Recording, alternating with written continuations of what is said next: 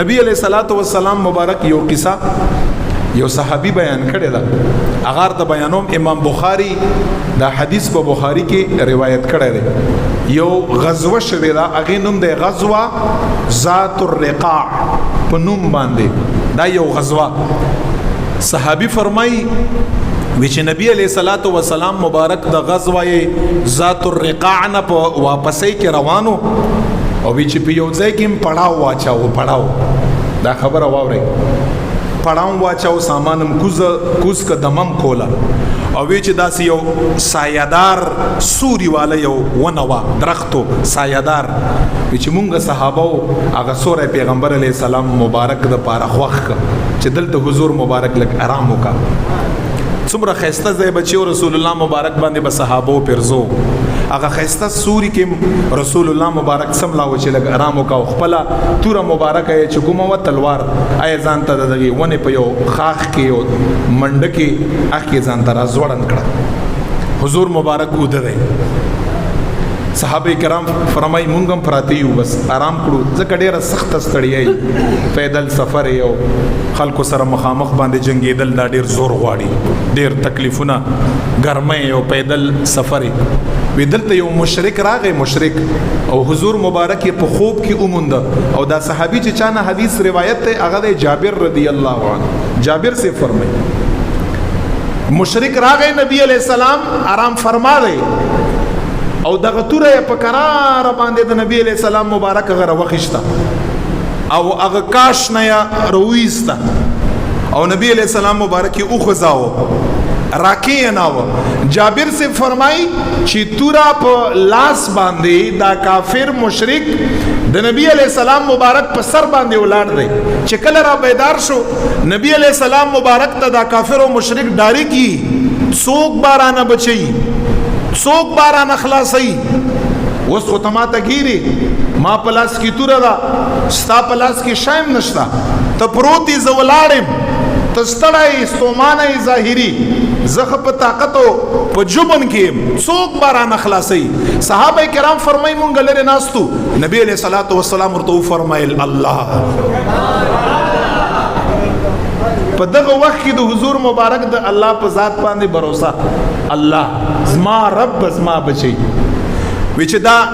حضور مبارک د خلی مبارک نه چې دا لفظ د الله اوته دومره په محبت باندې یو وی چې دا هغه کافر په بدر باندې روب راغی یو رب راغی او هغه توره لاس نه وګرځیدا بالکل پرک دې دو باندې شو چې څومره په باور او په اخلاص باندې به حضور مبارک د الله نو مخشتای رب کې نستوره تر حضور مبارک هغه توره راوښت دته یې صحابه کرام فرمایي دغه مشرک دی وي تا برانه وسوک خلاصي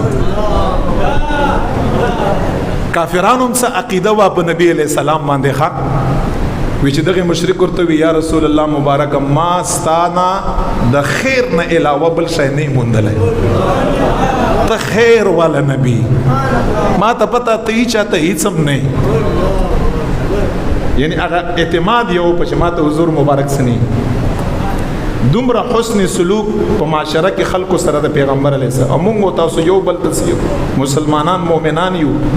سره ویم د سره حضور مبارک ورته فرمایي چې یو خیر خبر ارته کومه اب اومنه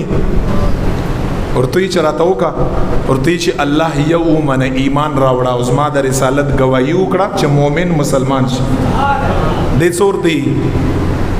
ورته یا رسول الله مبارک ادا کار خو نشم کولای ایمان نشم راوړای خو دومره کولای شم چې نن نه پس با زه دستا او دستا د لشکر په مقابله کې جنگ ته نه راوځم ستا او دستا د لشکر مخالفت به نه کوم بس دا مې سره وعده ده حضور مبارک پرې ښوده پرې لاړ شه چې کله لاړ خپل قوم له لاړ نو الته ور سره هیڅ څوک نشتا هیڅ څوک دغه کافر سره مشرک سره نشتا خپل قوم ته څوي خپل قوم ته اعلان کا اسما قومه جئتکم من عند خیر الناس اے قومه زداس شخصیت نرالما الله په ذات باندې قسم چې په ټول انسانیت کې د ټولو نه بهتر دی ورته جئتکم من عند خیر الناس زتاسو لپ انسانیت کی د ټولو نه بهتر شخصیت شری اغه نه عالم او هغه شخصیت څوک دی ورته فرمایي هغه شخصیت محمد رسول الله صلی الله علیه وسلم په داسې حالاتو کې چې د چا په گردن باندې توره سخت وخت دی په هغه حالت کې رسول الله فرمایي زما باور په چا باندې زما باور په خپل رب باندې ولی تاسو دومره لوی ذات وړوکی غړی عام یا غړی دومره لوی ذات چې دا هر څه تعالی درکړي دی او تا نه هېري بس یو مشکل راشي ته هېر کړي آیا دې مشکل لا وستونکی عمدغه ذات نه دی